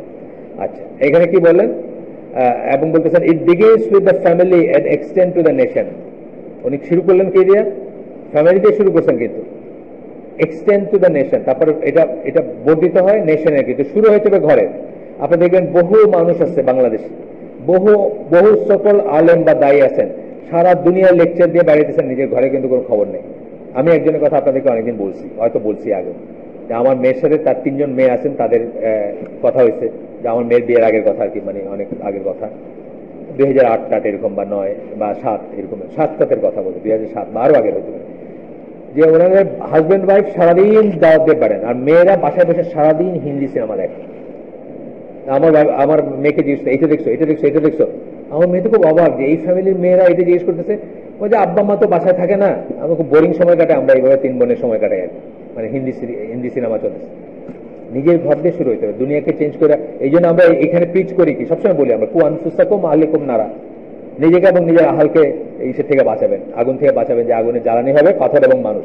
শুরু করতে হবে নিজের ঘর দিয়ে, নিজেকে দিয়ে। আল্লাহ রাসূল সাল্লাল্লাহু আলাইহি ওয়াসাল্লাম এসে কারে বলছিলেন পয়লা, যে আমি এই হয়েছে, এই দেখছি, এই শুনছি, কারে? নিজের ওয়াইফকে বলছিলেন, দেন কারে বলছিলেন, দেন নিজের চাচাতো ভাই, দেন নিজের ফ্রেন্ড, বুঝছেন না, তারপরে আস্তে আস্তে বাইরে গেছে। এটাই কিন্তু মেথোডোলজি। তা আগে পয়লা চিন্তা করেন যে এই সরকারি পজিশনে যদি একবার যাইতে পারি, আর এখান থেকে যদি কুর্সি চেঞ্জ করতে পারি, কুর্সি তোড়ো কুর্সি ছোড়ো একটা কথা আছে হিন্দিতে, এটা যদি ছাড়তে পারি, তাইলে বলে দুনিয়া সব ঠিক হয়ে যাবে। কোনোদিন হয় না, হবেও না, কখনোই হয় না, কখনোই। এইটা কোনো মেথোডোলজি না, হবেই না। মেথোডোলজি হচ্ছে বটম আপ, মানে আস্তে আস্তে আস্তে একটা কমিউনিটি গঠন করতে হবে, যারা আল্লাহর জন্য বাঁচবে, আল্লাহর জন্য মরবে, আল্লাহর মতো করে ইবাদত করবে, বুঝছেন না। ছোটই হতে পারে, গোপনও হতে পারে কখন। আল্লাহ সাল্লাল্লাহু আলাইহি ওয়াসাল্লাম প্রথম দিকে এটা গোপন না, ইবাদত গুলো গোপন না, সলা পরামর্শ ইবাদত সব গোপনও হতে পারে কখন। কিন্তু এইটা হবে কি, টার্গেটটা হবে কি, যে তাওহীদ প্রতিষ্ঠা করা, আল্লাহর জমিনে তাওহীদ প্রতিষ্ঠা করা এবং দিন প্রতিষ্ঠা করা। মানে অ্যাকচুয়ালি দিন, ইকামতের দিন যেটা বলে, অনেক কথা আছে, বিতর্ক আছে এটা নিয়ে, কিন্তু নানান রকম পার্টি আছে, অনেকের অনেক মত আছে। কিন্তু আমরা যেমন আলোচনা, যে আমার ঈদের কথা পড়ি, তারা কি বোঝান বা তারা কি মনে করেন, এটা হচ্ছে কি তাওহীদ প্রতিষ্ঠা করা।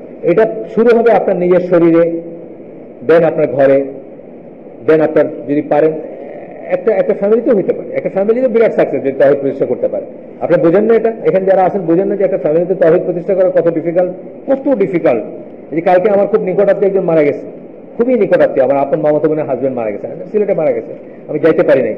তো সেই মামাতো ভাই যাচ্ছে তার বোনের হাজবেন্ডের ইসে, আমি তাকে কি বলছি যে যে এইগুলা হয়, খারাপ কাজগুলা এগুলো যেন না হয়। প্রথমে বলছি মেয়েরা যেন চিৎকার করে না কান্দে, এটার জন্য কিন্তু তাদের গুনাহ হবে, যে মারা গেছে তার গুনাহ হবে। তারপর বলছি যে যে সমস্ত শিরক বা বিদআতের এলিমেন্ট থাকে, এই জানাজা কেন্দ্রিক অনেক কিছু থাকে না, এগুলো যেন কোনো কিছু না হয়। মানে আমি আমার আপন মামাতো ভাই, সে আর আমি অনেক ছোট আমার চেয়ে, সে মানে একটা বয়স ছিল, একটা সময় ছিল, তাই যেমন বলতাম এখানে দাঁড়ায় থাকতো 5 ঘন্টা দাঁড়ায় থাকতো, নড়তে সাহস পাইতো না। কিন্তু স্টিল আমি যে তাকে তাওহীদের উপর আনতে পারি নাই, রিয়েল সেন্সে পারি নাই। রিয়েল সেন্সে যেটা বলে সেটা পারি নাই। হয়তো সে অনেকের চেয়ে ভালো, কিন্তু সেটা পারি নাই। এইভাবে আমি দেখি আমার আপন ভাইকে আমি পারি নাই, তাকে আমার আপন ভাইকে আমি সেভাবে পারি নাই। তার ভিতরে রয়ে গেছে কিছু, বা আগের কিছু রয়ে গেছে। এটা কঠিন জিনিস, এটা কিন্তু সহজ জিনিস। আপনি মনে করেন এটা খুব সিম্পল জিনিস, কি বললো ফ্যামিলির ভিতরে, তো ফ্যামিলির ভিতরে হয় না, আপনি করে রাখেন ফ্যামিলিতে নিজে। আর এইভাবে যদি বাংলাদেশের সব ফ্যামিলি তাওহীদের উপর প্রতিষ্ঠিত হয়ে যেত, আমাদেরকে আর ইসলামী হুকুমত কায়েম করার দরকার ছিল নাকি? অটোমেটিক ইসলামিক হুকুমত। কিন্তু এখন আমি যেদিন গতদিন বললাম, খালি গিয়ে বলেন দেখি রাস্তায়, আপনার পিড়ায় মেরে ফেলবে। তারনা হালিম খালি পর্নোগ্রাফি ব্যান করতে চাইছিল, রাস্তায় মানববন্ধন করছে ইয়াং পোলাপান, যেটা ব্যান করা চলবে না। কারণ নবী না, পয়গম্বর না, মুজাদ্দিদ না, কোনো মানে কি বলে মসজিদের হারামের কোনো প্রতিনিধি না, সে একজন সেকুলার মানুষ। সে সেকুলার ইস্যু থেকে বুঝছে যে এই জিনিসটা ঠিক না, এবং সে বন্ধ করতে চাইছিল। রাস্তায় ইয়াং পোলাপানে মানববন্ধন করছে যে বন্ধ করা চলবে না, চলবে না, বুঝছেন না? তা আপনি যান, এখন আপনি দিয়ে দিই পাওয়ার, বললাম না গতদিন, আপনি চলে যান প্রেসিডেন্ট হয়ে, দেখেন তো কি করতে পারেন। কিচ্ছু করতে পারবেন না আনটিল অ্যান্ড আনলেস ওই ম্যাট্রিক্সটা তৈরি হয়েছে, ওই সিচুয়েশনটা তৈরি হয়েছে, ওই আবহটা তৈরি হয়েছে। এবং আল্লাহ তো এটা বলছেনই যে আপনি আল্লাহকে ভয় করেন, আল্লাহ আপনাকে জমিনে কর্তৃত্ব দিবেন। এটা মিনিং হচ্ছে এটাই, যে আপনি যখন ওইভাবে হবেন তখন আপনাকে আল্লাহ ব্যবস্থা করে দিবেন যে আপনি কর্তৃত্বশীল হবেন। So the chosen and beloved friend of Allah proceeded upon the soundest way in debating and arguing in order to establish Allah's proof. তাহলে কি উনি সবচেয়ে সাউন্ড, মানে সবচেয়ে স্থিতিশীল যে পদ্ধতিতে করা যায়, আর্গু করা যায়, ডিবেট করা যায় মানুষের সাথে, সেভাবেই উনি আগাইছেন। উনি কিন্তু মারামারি করেন নাই, উনি কিন্তু নমরুদকে যে রেভলিউশন করতে পারতেন সেটা করেন নাই। নমরুদ কিন্তু অনেক অত্যাচারী ছিল, সে অনেক মানুষকে অত্যাচারী করছে, হাত কাটছে, পা কাটছে, এটা করছে, ওটা করছে। উনি কিন্তু সেটার এগেনস্টে একটা রেভলিউশন গড়ে তুলেন নাই। উনি কি করছেন, তাকেও কিন্তু উনি যুক্তি দেখাইছেন, তাওহীদের এবং শিরকের যুক্তি দেখাইছেন। কিন্তু তাকেও কিন্তু অত্যাচার বা তুমি এই করছো, তুমি প্রজাদেরকে করতেছো, এইটা দিয়ে কিন্তু তার এগেনস্টে রেগুলেশন তৈরি করেন নাই। এটা আমরা পড়বো একটু পরে। তো বলতেছেন যে এস্টাবলিশ প্রুফ অ্যান্ড রিফিউট শিরকে করার জন্য উনি সবচেয়ে স্থিতিশীল, সবচেয়ে সুন্দর যে পদ্ধতি সেটা গ্রহণ করছেন। And to show it's fallacy and reject the doubts use to support it. Fallacy, একটা শিরকের ভিতরে একটা যুক্তি থাকে। আপনি বললেন যে আনন্দ লোকে মঙ্গলালোকে বিরাজ সত্য সুন্দর। কার আনন্দ লোক, কার মঙ্গলালোক, কে মঙ্গল দিবে? কি একটা বাতি জ্বললে মঙ্গল হবে? একটা মোমবাতি জ্বালালেন, কি হয় মোমবাতি জ্বালালে? আপনি তাকে জিজ্ঞেস করেন উল্টা, ভাই আপনি মোমবাতি জ্বালালে কি হবে? সে পলা বলবে যে আলো, তারপরে কি হবে? আর কিন্তু বলতে পারবে না। আমাদের সাথে তো ডায়লগ হয় না তাদের, কিন্তু যদি হইতো, ধরেন ফর এক্সাম্পল, তাহলে আমরা বলতে পারতাম যে ভাই আপনি মোমবাতিটা কেন জ্বালাইছেন? এটি জ্বালালে মঙ্গল, কি মঙ্গল হয় ভাই? নেক্সট কিন্তু আর কোনো কথা নেই, আর কিন্তু কোনো দোল দিতে পারবে না। এবং আসলে কিন্তু তাই করছেন, এটা কি হয়, এটাতে কি হবে, বা এটা করলে কি হয়। যাই হোক, আমরা এই পরবর্তী আয়াতগুলোতে যাই। আরেকটা ক্লাস্টার অফ আয়াত আছে এখানে, এটা হচ্ছে সূরা মারিয়াম 41 থেকে 50। সব পড়বো না আমি, জাস্ট বেশি। যখন উনি ওনার আব্বাকে বলছিলেন, ইব্রাহিম আলাইহিস সালাম তার বাবাকে বলছিলেন যে কেন তুমি এগুলার পূজা করো, কেন তুমি এগুলার পূজা করো যা তোমাদেরকে শোনে না, যা তোমাকে শুনতে পায় না, দেখতে পায় না, শুনতে পায় না, তোমার কোনো কাজে আসে না, মানে তোমার কোনো ভালো করে না। এই যে আপনি বলতেন সূর্য কি মঙ্গল করতে পারে আমাদের, এটা তো আপনি দেখবেন যে ফিজিক্স ডিপার্টমেন্টের, ফিজিক্সে পিএইচডি করার লোককে এই কাজ করতেছে না। আতেলরা তো সব এই পন্থী। যারা ফিজিক্সের পিএইচডি ধরেন, সেও তো চিন্তা করতে পারতো যে আচ্ছা সূর্য কি মঙ্গল করে, সূর্যের আলো আসে, পৃথিবীতে ফসল ফলে, এটা তো আল্লাহ দেওয়া সুন্নাহ। এটা সূর্যের কি কোনো চয়েস আছে নাকি? সূর্যের কোনো চয়েস আছে যে আজকে আলো আসবে আর কালকে আলো আসবে না? না, সূর্যের কোনো চয়েস নেই। চয়েস থাকলে এই সিস্টেমের আছে, আল্লাহ দিয়ে দিচ্ছে যে এখানে আপনার মেঘ আছে, আজকে এখানে আলো পড়তেছে না, ওইখানে মেঘ। আল্লাহ দেওয়া বিধানের ভিতরে সূর্যের কি কোনো চয়েস আছে? সে দিবে কি দিবে না আলো? না, তার কোনো চয়েস নেই। আমরা যারা একটু ফিজিক্সে পড়াশোনা করছি তারা জানি যে এই সব মৃত্যুর দিকে চলে যাচ্ছে, ফ্রিজিং কোল্ডের দিকে যাচ্ছে, সব ঠান্ডা হয়ে মরে যাবে, সবাই সব এনার্জি শেষ হয়ে গিয়ে ঠান্ডা হয়ে মরে যাবে। কিন্তু আমরা ভাবতেছি যে সকালবেলা, পয়লা বৈশাখের সকালবেলা সূর্যকে যদি আমরা সুন্দর করে পটাইতে পারি তাহলে বোধহয় সে আমাদেরকে এবার একটু বেশি কিছু দিয়ে যাবে। জিজ্ঞেস করেন ভাই কি পাইছেন, কি দিছে? গতবার পটাইছিলেন কি দিছে, আর এবার পটাইতেছেন কি দিছে আপনাকে? আসলে কিন্তু ফ্যালাসি গুলো চলে যেত, কিন্তু তাদেরও সেই অবকাশ নেই আমাদের কথা শুনবে, আমাদেরও সেই অবকাশ নেই যে তাদের সাথে আমাদের একটা ডায়লগ হবে, বা সেই আমাদের তো মানুষই মনে করে না তারা। আপনি এই যে কয়েকদিন আগে আমরা যেটা গ্রুপে দিয়েছিলাম যে ফয়জুল্লাহর সাথে ওই কয়েকজন কি জানি কারটা আমি ভুলে গেলাম, যাই হোক ওইখানে তাকে যেভাবে করতেছে, মানে তুই তো কি জানিস এরকম একটা ভাব। কিন্তু ওনার মুফতি ফজলুল্লাহ না ওনার নাম, উনি মাসাল্লাহ একটা জিনিসে উনি একটু ডেফিসিয়েন্ট ছিল, বাকি জিনিসগুলো উনি ভালোই বলছে, খারাপ বলে নাকি, বাকি অনেক কিছুই জানেন। একটা জিনিস রবীন্দ্রনাথ যে ব্রাহ্মণ ছিল না ব্রাহ্ম ছিল, এই কথাটা উনি মিস করছেন, বা হয়তো উনি জানেন না, বা হয়তো দুটাকে এক মনে করছেন উনি, এই জায়গাটাতে উনি একটু কর্নার হয়ে গেছেন। কিন্তু বাকি জিনিসগুলো উনি মাসাল্লাহ খুব সুন্দরভাবে বলছেন, খুব সুন্দরভাবে বলছেন যে এটা তো কেউ যদি তার পূজা করতে চায়, সে যদি বিধর্মী, আমাদের কোনো আপত্তি নাই, সে তার মতো করে তার উপাসনালয় করুক বাই করুক। আমাদের আপত্তি হচ্ছে যখন আমাকে ডাকতেছে, সবাইকে ডাকতেছে, আর আপনারা বলতেছেন যে এটা আমাদের সবাই ঐতিহ্য, এইখানে আমার আপত্তি। খুব সুন্দর করে বলছেন উনি। একজন সেইটা বিশ্বাস করে, তার ধর্মবিশ্বাস যদি হয়ে থাকে, সে সেটা করুক, আমাদের কোনো আপত্তি নেই, বরং আমরা এটাকে করব, তার ব্যবস্থা করে দেবো, সে নিরাপদে করতে পারে।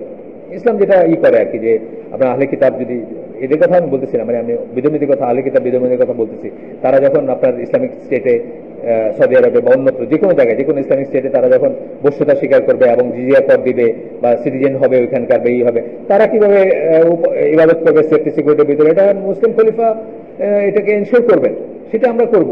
কিন্তু don't tell me that is my heritage, এইখানে আমার আপত্তিটা এখানে। খুব সুন্দর করে বলছেন উনি, কিন্তু ওই রবীন্দ্রনাথের ব্যাপারে গিয়ে বলতে একটু ভুল করছেন আর কি। যাই হোক, কিন্তু আমি তো তাদের যদি আপনি যদি তার বডি ল্যাঙ্গুয়েজ গুলো দেখতেন, যারা আর্গু করতেছিল, তাকে তারা মানুষই মনে করে। এবারটা তুই বেটা হুজুর এখানে কি কথা শিখেতে আসে, তুই জানিস কি, এরকম একটা ভাব আর নজবিল্লাহ। মানে এটা আমাদের দোষ আছে, আমরা এই পজিশনে যাওয়ার জন্য আমাদের দোষ আছে, নাই যে তা না। আমরা তো অনেকদিন ওয়েট করে কথাগুলো বলতেছি, তাই না? মানে এতদিন লাগলো কেন বলতে? আমরা প্রথম বছরে বলি নাই কেন? 1989 সালে যখন এটা শুরু হইলো সেদিন বলি নাই কেন যেটা আমাদের না? সেদিন বলি না দেখে কিন্তু আজকে বলতে এত কষ্ট হচ্ছে, বা বলতে তো লজ্জা লাগছে, বা সংকট হতেছে, বা আমি একটা বলা মানে আমি আনকালচার হয়ে গেলাম। সেদিন যদি বলতাম তাহলে আজকে কিন্তু এটা হইতো না। তো আমি আমাদের ব্লগে একটা জায়গায় আমি লিখছিলাম যে মানে এইরকম লেখছি আর কি, যে বাঙালিদের 1000 বছরের ঐতিহ্য বা এটা ওটা। আমি ছোট্ট একটা কমেন্ট করছি ওইটা, যে আমার বাবার নিউ মার্কেটের দোকান ছিল, আমি এই দেশে এই ঢাকা শহরে বড় হয়েছি, 4 যুগ 5 যুগ কেটে গেছে আমার ঢাকা শহরে। আমার জন্মের আগের থেকে বাপ ঢাকায় থাকতেন, আমি দেখছি ঢাকায় কি হয়েছে, আমি জীবনে এগুলো দেখি নাই কোথাও। আমার বাবার নিউ মার্কেটের দোকান ছিল স্বাধীনতার আগে, এই শেষের দিকে বলতে পারেন। আমরা পয়লা বৈশাখ বুঝতাম কি দিয়া, সোনার দোকানদার যেগুলো অধিকাংশ হিন্দু ছিল, ওইখান থেকে মিষ্টি পাঠাইতো, আবার আমরা মজা করে মিষ্টি খেতাম, বড়ই একটা প্যাকেট পাঠাইতো, মানে ধরেন রাফলি আধা কেজি থেকে 1 কেজি হইতো, দোকানদারকে দিতেছে, আমরা মজা করে খাইতাম, এটার সাথে আর কিছু কোনো ব্যাপার নেই। কিন্তু এই যা হচ্ছে এখন, আমি আল্লাহর কসম করে বলতে পারি এই জিনিস ছিল না তখন। এখন যেটা হচ্ছে, আমি এখানে বড় হয়েছি, এই দেশে বড় হয়েছি, মানে এই ঢাকা শহরে বড় হয়েছি, অথচ তারা কিন্তু এটা চালা দিয়েছে। তখন আমি লিখছি আরেক লাইন, যে বাঙালি ঐতিহ্য, হ্যাঁ বাঙালি বলতে যদি শরৎচন্দ্রের বাঙালি বোঝানো হয়, তখন আমি শরৎচন্দ্রের শ্রীকান্তের একটা লাইন কোট করে দিছি, যে বাঙালি এবং মুসলমানদের ভিতর খেলা ফুটবল খেলা হইতেছিল। এখানে বাঙালি বলতে যাদের বোঝানো হয়েছে তাদের কথা যদি বলেন তাহলে আমি মেনে নিতে রাজি আছি, যে তাদের ঐতিহ্য হইলেও হইতে পারে, কিন্তু অন্তত এই মঙ্গলসরা যাতে তারাও কোনোদিন ঢাকা শহরে করে নাই, আমি দেখিনি। আমি এখানে বড় হয়েছি, আর এই জোনে বড় হয়েছি। আমি বড় হয়েছি মানে কি, এই জোনটা, যে জোনে তারা বলতেছে যে আমাদের ঐতিহ্য, এখানে আমি বড় হয়েছি। আমি ইউনিভার্সিটি স্কুলে ফার্স্ট ব্যাচের ছেলে, আমি এই ফুলার রোড এইখানে যেখানে তারা মূর্তির কবরস্থান বানাইছে, আমি এখানে বড় হয়েছি, কিন্তু এই জায়গাটা আমার বিচরণ ক্ষেত্র ছিল, আমি কোনোদিন দেখিনি। তো তারা এখন বললেই হবে। এখন তো আমার স্কুল যেটা ইউনিভার্সিটি স্কুলের সামনে রফুন বসনিয়া বলে একজন, তাদের ভিতরে কেটে ছাত্রদের হয় না দাওয়া পাল্টা দেওয়া, গুলি গাড়াতে মরে গেছিল, ওইখানে কিন্তু তার মূর্তি আছে একটা, দেখেন মহসিনুল্লাহ ঢুকার মুখে। এখনকার ব্যাপার অন্য, কিন্তু আমার যদি আপনি বলেন এটা আমাদের ঐতিহ্য, সরি, আমি ঐতিহ্য দেখিনি কখন। তো যাই হোক, এখানে বলতেছেন যে এরা এদেরকে এরা এরা এরা কি করে, এরা নিজের কোনো বেনিফিট, তোমার কোনো বেনিফিট করতে পারে না, এবং কোনো তোমাকে কোনো ক্ষতির থেকে বাঁচাতে পারে না, কোনো লাভ করতে পারে না তোমার। বাপরে বলতেছেন, হে আমার পিতা, আল্লাহ has given me knowledge which has not come to you, আমাকে আল্লাহ এমন জ্ঞান দিয়েছেন যে তোমার কাছে আসে নাই। এটা কিন্তু একজন নবী বা একজন রাসূল তার মুরব্বীকে বলতে পারেন, যে নো সাচ থিং, যে বয়সে ছোট হলে বলা যাবে না। আল্লাহ রাসূল সাল্লাল্লাহু আলাইহি ওয়াসাল্লাম তার বয়সে বড়দের দাওয়াত দিচ্ছেন না, তার আপন চাচাকে দিচ্ছেন না, দিতে পারেন, কারণ উনি আল্লাহ তরফে নির্ধারিত, এই কাজের জন্য নির্ধারিত, সেই জন্য। তো বলতেছেন, হে আমার পিতা, আল্লাহ আমাকে এমন জ্ঞান দিয়েছেন যেটা আপনাকে দেন নাই। উইচ ইজ ট্রু, আল্লাহ আমাকে তাওহীদের জ্ঞান দিয়েছেন যেটা আপনাকে দেন নাই। আচ্ছা, so accept the sincere advice I give you, আমি আপনাকে যে নসিহত করতেছি এটা অ্যাকসেপ্ট করেন, যে সিনসিয়ার অ্যাডভাইস দিচ্ছি এটা অ্যাকসেপ্ট করেন, এটা গ্রহণ করেন। And I will show you the straight way, আমি আপনাকে সিরাতুল মুস্তাকিম দেখাই দিব, সরল পথ দেখাই দিব। Upon which you will not go astray, যেখানের উপর আপনি বিপদগামী হবেন না, পথভ্রষ্ট হবেন না। তাওহীদ কিন্তু এটা সত্য, তাওহীদের উপর না থাকলে কিন্তু ছেলে বাপের কোনো কাজে আসবে না। এই জন্য কিন্তু নিজের বাবাকে বলতেছেন যে আপনি সিরাতুল মুস্তাকিমের উপর আসেন, তাহলে আপনি আর কোনোদিন পথভ্রষ্ট হবেন না। ব্যাক অফ এই কথাটা কি, যে আমি আপনার জন্য সুপারিশ করতে পারবো বা আমি আপনার কিছু একটা করতে পারবো, কিন্তু তা নাহলে কিন্তু আমি সেটা করতে পারবো না। ও মাই ফাদার, হ্যাঁ আমার বাবা, ডু নট ওয়ার্শিপ শয়তান। শয়তান মানে কি? শয়তানকে আমরা কি আর সরাসরি কি আমরা শয়তান পূজা করে, কিন্তু এই দুনিয়াতে মানুষ আছে যারা শয়তানের উপাসনা করে। ইয়াজিদি নাকি আছে না, এই যে ওই যে ইরাকে, এরা কিন্তু শয়তান উপাসনা করে। হ্যাঁ, তো শয়তান উপাসনা করে, আগেও মানুষ ছিল, এখনো মানুষ আছে। আপনারা দেখবেন এই যে একটা ইউনিভার্সিটি আছে, আমি নাম বলতে পারবো, ইউকেতে, আমাদের ছেলেমেয়েরা পড়তে গেছিল, শয়তানের মূর্তি লাগানো আছে চারিদিকে, শয়তান উপাসকদেরই, ফ্রিমেশনদেরই। ফ্রিমেশন কারা জানেন তো? যারা এই যে ব্ল্যাক ম্যাজিক টেজিক, যে ইহুদি ব্ল্যাক ম্যাজিক এগুলো চর্চা করে বা করে, গুপ্ত ভাতৃত্ব বা ব্ল্যাক ম্যাজিকের ওয়ার্ল্ডের বিচরণ, তারা ওইসব যে তারা মানুষকে কন্ট্রোল করতে যায়, মানুষকে ধ্বংস করতে যায়, ইত্যাদিতে যায়। আমাদের বিষয় এটা না, কিন্তু কি বলতেছে, শয়তান পূজা কি হবে? এখানে আমরা কিন্তু শয়তানের পূজা করি না। আপনি বলতে পারেন যে বাংলাদেশ থেকে শয়তানের পূজা করে না, না, শয়তানের পূজা করা মানে লিটারালি শ্রদ্ধা দিতে হবে তা না, সেই যেদিকে ডাকে ওইদিকে যাওয়া, এটাই হলো শয়তানের পূজা। এখানে মিন করা হয়েছে। এখানে কিন্তু ইমাম আলাইহিস সালাম বাবাও শয়তানের পূজা করতেন না, মানে কোট আনকোট শয়তান বলতে যা বোঝায় তার সশরীরে তার পূজা করতেন তা না, কিন্তু শয়তানের পূজা কিন্তু মানুষ যুগে যুগে করে আসছে। আপনি দেখবেন যে এখনো এখন ঢাকায় অনেকে না জেনে করে, নাকি ইয়াং পোলাপান দেখবেন মোটরসাইকেল চালাইতেছে, সিঙ্গালা কি কি সব পিঠে আছে, কালা ইসের উপর দেখছেন না, এগুলো কিন্তু ওই সাতানিক কাল্টের ছবি টবি আর কি, নজবিল্লা। এগুলো আমাদের গায়ে ঘরে কিছুতেই রাখা উচিত না। এবং যদি দেখেন যে সামনে নামাজ পড়তে বলে, খুলে আসেন তো, এটা আল্লাহর ঘরে নামাজ পড়তেছেন, শয়তানের ছবি খুলে রেখেছেন, মানে বলা উচিত আর কি আমার মতে, বা ইমাম সাহেব বলে দেওয়া উচিত, ভাই এই গেঞ্জি পরে আইসেন না তো, এটা বাইরে রেখে আসেন। এখনো কিন্তু মানুষ না জেনেই করে না, দেখতে সুন্দর লাগছে, ডিজাইন সুন্দর লাগছে, সিঙ্গালা কিছু একটা বা একটা আঁকা বাঁকা কিছু, যাই হোক। তো বলতেছেন যে আমার পিতা শয়তানের করেন না। শয়তানের কি? By obeying him in his call for you to worship the idols.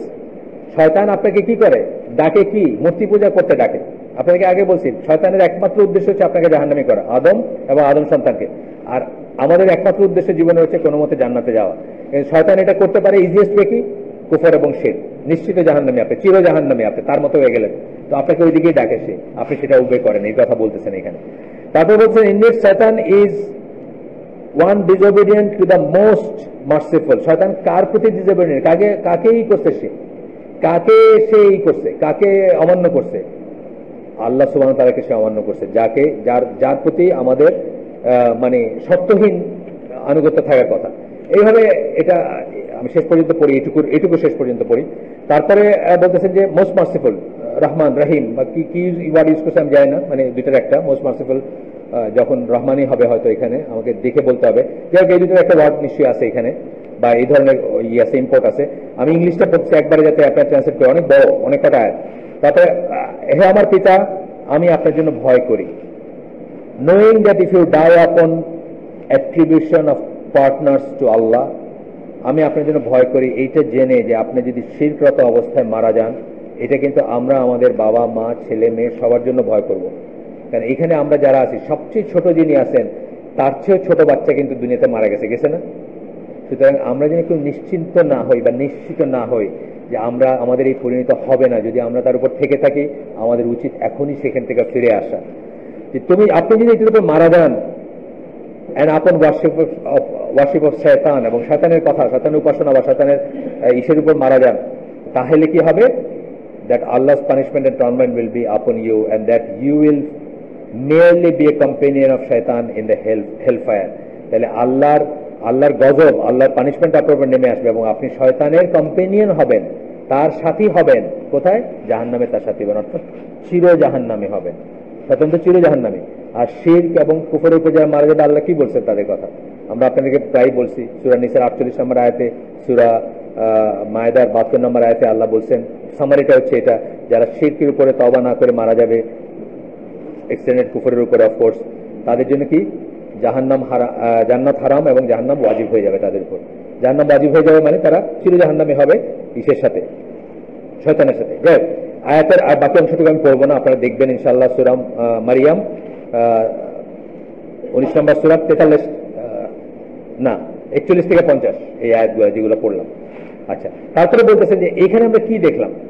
So this was a forbidden call to tawhid. এখানে কি দেখলাম? উনি কি করলেন এতক্ষণ ধরে? ওনার বাবাকে কি বুঝাইলেন? তাওহীদ বুঝাইলেন। কিন্তু উনি কিন্তু তখনকার সালাত ছিল, নবীদের সালাত ছিল না, ডিফারেন্ট কাউমের সালাত ছিল, ডিফারেন্ট কাউমের ডিফারেন্ট সালাত ছিল, তাদেরও হয়তো যাকাত ছিল, তাদেরও হয়তো আপনার অন্যান্য জিনিস, দাওয়াতের অন্যান্য ব্যাপার ছিল, সেটা কিন্তু বলেন নাই। সল্লি কিন্তু শুধু তাওহীদের কথাই বললেন, একটা জিনিসই বললেন কিন্তু। এবং কারে বললেন? নিজের বাবাকে বললেন, যাকে আমরা সবচেয়ে ভালোবাসি বা যার ওয়েলফেয়ার নিয়ে আমরা সবচেয়ে চিন্তিত হই, তাকেও কিন্তু প্রথমে এই কথাটাই বললেন, এই দাওয়াতটাই বললেন। আমাদের মুয়াজ্জিন সাহেব আছেন, নাই পানিটা আনবেন? মুয়াজ্জিন সাহেব পানিটা। সো দিস ওয়াজ, আচ্ছা গেল, গাইডিং দ্য মিসগাইডেড। কি করলেন এটা? এস্টাবলিশ ফার্মলি আপন নলেজ। দাওয়াতটা কিন্তু নলেজের উপর ছিল, জ্ঞানের উপর ভিত্তি করে। আমরা কি পড়ছি গতদিন? আবার পড়ছিলাম, রিপিট করছিলাম। দাওয়াতের শর্ত, পূর্ব শর্ত কি? যার দিকে দাওয়াত দিবেন তার ব্যাপারে আপনার নলেজ থাকতে হবে। একটা আয়াত জানলে সেটা জানাতে বলছেন আল্লাহ বা আল্লাহ রসুল বলছেন, কিন্তু সেই আয়াতের নলেজ থাকতে হবে আপনাকে আমি জিজ্ঞেস করলাম এটা মানে কি? আপনি বলেন না, এটা তো শিখে আসেনি, তাহলে হলো না। বুঝছেন না? যেটুকু বলবেন ওটুকু আপনি পরিপূর্ণ রূপে বলবেন। আজকে দেখবেন সুন্নাহর উপর বক্তৃতা দিয়ে মানুষ মুখের ছানা তুলে ফেলতেছে, অথচ সুন্নাহ কি সেটা জানে না। অনেক কিছু সুন্নাহ জানেন, যে সুন্নাহর উপর বক্তৃতা দিচ্ছে। ওই দিন বললাম না যে একটা বললাম বলে ওই দিন যে ওয়াজিব বলতে পারেন ইমামের উপরে, যে ইকামতের পরে টু মেক শিওর যে লাইনগুলো সোজা হয়েছে এবং সোজা করতে বলা মানুষকে। এটাই সৌদি আরবের আলেমরা বলেন বা আমাদের আলেমরা বলেন, কিন্তু এই সুন্নাহটা চলে গেছে। তো সুন্নাহর উপর যিনি মানে বক্তৃতা দিয়ে ফেনা উঠাই ফেলতেছেন, উনি নিজে এত বড় একটা সুন্নাহ যেটা তার উপর ওয়াজিব ইমামের উপর, সেটা কিন্তু উনি জানেন না। তাহলে পূর্ব শর্ত হচ্ছে কি? নলেজ। তবেই আপনি দাওয়াত দিতে পারবেন। নলেজ ছাড়া দাওয়াত দিবেন মিনিংলেস হবে এবং কোনো কাজে আসবে না। আচ্ছা, আসেন তারপরে এরপরে কি বলছেন? Knowledge, reason, intellect. রিজন মানে যুক্তিও থাকতে হবে আপনার। শুধু নলেজ তো জ্ঞান, তো যুক্তিভিত্তিক জ্ঞান হবে, যুক্তিও থাকতে হবে আপনার। যেমন ইব্রাহিম আলাইহিস সালাম দেখবো আমরা একটু পরে বললেন যে ওই তুমি সূর্যটা পশ্চিম দিকে উঠাও দেখি। নমরুদের যুক্তি ছিল যে আমিও মানুষকে জীবন দেই, আমিও মানুষকে মারি। মিনিং যে আমি চাইলে তো হুকুম করলে কতল করে ফেলবে কাউরে, আর একজন কতলের বা একজন মৃত্যুদণ্ডপ্রাপ্ত আসামিকে আমি চাইলে মাফ করে দিতে পারি। যেখান থেকে আজকে আমাদের দেশে প্রাণ ভিক্ষার চলে আসছে না, ট্র্যাডিশনটা আসছে। মানুষের কাছে প্রাণ ভিক্ষা করার তো আসলে কিছু নাই, সত্যি কথা যেটা। কোনো ইমানদার মানুষের চিন্তাই করতে পারে না প্রাণ ভিক্ষা মানুষের কাছে কেন হবে। তো যাই হোক, মানে ফেরাউন ওই সেন্সে, কি বলেন, নমরুদ ওই সেন্সে বলছে যে আমিও মানুষকে জীবন দিই, আমিও মানুষকে মারি। তখন ইমাম আলাইহিস সালাম কি ট্রিকটা ইউজ করলেন? আচ্ছা ঠিক আছে, তুমি তাহলে মানে আল্লাহ দেন আমিও দেই, আল্লাহ করেন আমিও করি, এরকম তো বুঝে দিয়েছে সে। মানে যদিও এটা ফেলাসিয়াস, আপনার যে কেউ বুঝেন জানেন, ওই সময় যারা জ্ঞান ছিল ফেলাসিয়াস, বাট কমন মাস যারা, তারা অনেক সময় একটু স্টার্টল হয়ে যাবে যে আসলেই তো এই লোকটা তো অর্ডার করলে আমার এখন কত করে ফেলবে। আর এই লোকটা যদি এখন বলে যে যাও তুমি ইসের আসামি, ফাঁসির আসামি, তোমার ছেড়ে দিলাম, তো আমি জীবন পাই গেলাম, মানুষের কাছে অনেক সময় আটকে যাবে এটা, মানে লজিকটা মনে হবে। তখন উনি কি বললেন যে দেখি আমার আল্লাহ পূর্ব দিকে সূর্য ওঠান, তুমি পশ্চিম দিকে উঠাও দেখি। শেষ, আর্গুমেন্ট শেষ হয়ে গেছিল এখানে। তাহলে কি রিজনও লাগবে আপনার, একদিকে যেমন আপনার লাগবে, নলেজ লাগবে, নলেজের সাথে রিজনিং এর একটা লাগবে। একই কথা কিন্তু আরেকজনের মধ্যে বাইরে হবে না। আরেকজনকে যখন কেউ এরকম করে বোল্ড আউট করতে চেষ্টা করবে, তখন কিন্তু সে বাইরে হবে না তার মধ্যে। আমরা কিন্তু অনেক সময় চুপ হয়ে যাই। আমাদেরকে অনেক সময় আমাকে একদিন ঢাকা ইউনিভার্সিটির রেজিস্টার বিল্ডিং এ অ্যাকাউন্ট সেকশনে চাকরি করেন একজন বললেন যে আমি বলছিলাম যে মূর্তি তো মাসি সহাইতে পারে না, উনি কাউরে বলছিলেন আর কি যুক্তি। তখন সে তার যুক্তি দিচ্ছে যে তোমার আল্লাহ তো মাসি সহাইতে পারে না, তুমি বলো দেখি আল্লাহরে মাসি সহাইতে পারে নাকি। আসলে কিন্তু স্টার্টল হয়ে যাবেন আপনি এই কথা শুনলে, তাই না? এই কথা তো সত্যি, কিন্তু এখানে বুঝতে হবে যে মাসি সরানো আল্লাহর সুন্নাহ না। মাসি সরানো অথবা আপনাকে নামাজ পড়াইতে বাধ্য করা, এটা আল্লাহর সুন্নাহ না। কিন্তু এটা যদি আল্লাহ সুন্নাহ হইতো আমরা সবাই ইমানদার হয়ে যেতাম। আল্লাহ কতগুলো নিয়ম বেঁধে দিচ্ছেন, সুন্নাত আল্লাহ বলি আমরা, যেটা আপনি এরকম করবেন মাছিটা উড়ে যাবে, এটা হলো নিয়ম আল্লাহ। আপনাকে আমি থাপ্পড় মারলে আপনি গালে ব্যথা পাবেন, এটা হলো নিয়ম। এই নিয়মগুলো দিয়ে আল্লাহ এই মহাবিশ্বকে বেঁধে দিচ্ছেন, এটা হলে এটা হবে, এটা হলে এটা হবে, কজ এন্ড এফেক্ট যেটাকে আমরা বলি, কজুয়ালিটি যেটাকে বলি। এই কজুয়ালিটিতে আল্লাহর এখানে ডিরেক্টলি মাছি সরানোর কোনো রোল নাই, যদি থাকতো তাহলে সরাইতেন। বুঝছেন না? আমাদের আনসারটা হবে এটা, যে আমাদেরকে এখানে কেন পাঠাইছেন, এইটার ভিতরে রোল কি, আমাদের জীবনে আল্লাহর রোল কতটুকু, কোনটা কতটুকু রোল, কিভাবে রোল আছে, কিভাবে রোল থাকবে, এগুলো আমাদের জানা উচিত। প্রথম কথা হচ্ছে আমাদের এখানে পাঠাইছেন কেন? টেস্টের জন্য পাঠাইছেন, পরীক্ষা করতে পাঠাইছেন। আপনার কথায় যদি এক্ষুনি আল্লাহ মাসি সরাই দিতেন আর টেস্টের কিছু থাকতো না, আপনি নেক্সট মোমেন্টে কি চাইতেন? যে আমার সোনার মোহর দিয়ে ঘরটা বইলে দেবো, চাইতেন না? প্রথমে আপনি বলেন আল্লাহ আমার কথায় মাসিটা সরাই দেবো, দেখি তুমি আল্লাহ নাকি। আল্লাহ সরাই দিলেন মাসি, নেক্সট চাওয়া কি হতো আপনার? নেক্সট চাওয়া কি হতো? বাংলাদেশ ব্যাংকের সব টাকা আমার দিয়ে দেওয়া, এইগুলো হতো। এইটার জন্য দুনিয়াটা এভাবে বানানো হয় নাই। বাট কথা হচ্ছে দেয়ার আর পিপুল, স্পেশাল পিপুল, সাধারণ মানুষের ভিতর থেকে স্পেশাল চোজেন ওয়ান, যাদের জীবনে এইটুকু হয়েছে। ইউসুফ ইসলামের শুনেন, কনভার্সন কাহিনী শুনেন। তো ইউসুফ ইসলাম একদিন মুসলিম হওয়ার পরে একদিন মরিজিদে নিছিল, মানে মুসলিম হয়েছে, কিন্তু তারপর ওইরকম মানে মুসলিম না আর কি, ওইরকম কনভিন্সিং, ওইরকম কনভিন্স মুসলিম না। মরিজিদে নিছিল, ওই তখন ও উইক, সে তো একটা অসুখ ছিল তার, অসুখ থেকে সে হয়েছে, কেউ বলে টিউবারকুলোসিস, কেউ বলে হয়তো ক্যান্সার, মানে লাঙ্গে অসুখ ছিল। তো ওইটা থেকে রিভাইভ করার পর উনি খুব উইক, তো কোথাও জানি সাঁতার কাটতে গেছে, তো ওনাকে ওই আন্ডার কারেন্ট আছে না, সমুদ্রে টান দেয়, টাইমে নিয়ে যেতেছে। তখন আল্লাহকে বলছে, আল্লাহ তুমি যদি আমার জীবনটা ফিরিয়ে দাও তাইলে আমি তোমার পথে জীবনটা ব্যয় করবো। তারপরে একটা ওয়েভ হোক, যাই হোক, কোন একটা ঘটনা ঘটছে, হঠাৎ উনি ওনার পায়ের নিচে মাটি পাইছেন, পায়ের নিচে মাটি টাচ করছে। ফার্স্ট জিনিস ওনার মনে আসছে যে ইস, এর চেয়ে কম কিছু মানত করতে পারলাম না। বুঝছেন না? মানে আল্লাহ যদি আমাদেরকে দিয়ে দিতেন এরকম, আমরা কিন্তু আল্লাহর সাথে প্লে করতাম। এটা একটা ঘটনা বললাম, যে এমন শুনবেন মানুষের যে এইটা চাইছে এবং আল্লাহ থেকে ঠিক সেটা দিচ্ছেন। কিন্তু এটা স্পেশাল, এটা নর্মাল সুন্নাহ না। নর্মাল সুন্নাহ আপনাকে দিবেন, কিন্তু আপনাকে দিবেন এটা আমাদের মনে রাখতে হবে, বিশ্বাস করতে হবে। কিন্তু হয়তো মাসিটা সরাই দেওয়ার বাংলাদেশ ব্যাংকের টাকা দিয়ে দেবে, এটা হয়তো হবে না। কারণ এই দেওয়াগুলোর ভিতরে আবার কতগুলো সিস্টেম আছে না, কতগুলো সিস্টেম মেনে চলবেন আল্লাহ, কতগুলো সিস্টেম আল্লাহরই দেওয়া কতগুলো নিয়ম আছে। সেই নিয়মগুলো দিয়ে আল্লাহ এই পৃথিবীকে বা এই মহাবিশ্বকে বেঁধে দিচ্ছেন। টিল কিয়ামত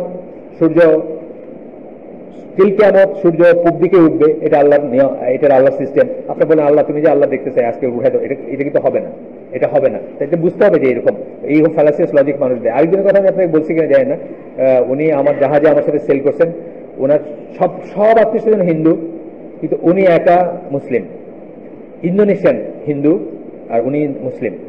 তো উনি বলতেছিলেন যে ওনার যখন বিয়ে শাদীর কথা চলতেছিল, তখন উনি দেখলেন যে ডাক্তার ওনাকে বললো যে উনি কোনোদিন বাবা হইতে পারবেন না, কারণ ওনার টেস্টিকেল শুকায় যাচ্ছে। তখন উনি আল্লাহকে বললেন যে আল্লাহ তুমি যদি সত্যি থেকে থাকো তাহলে তুমি আমার এই ব্যাপারটা সমাধান করে দাও, আমি সারা জীবন তোমার ইবাদত করে যাবো।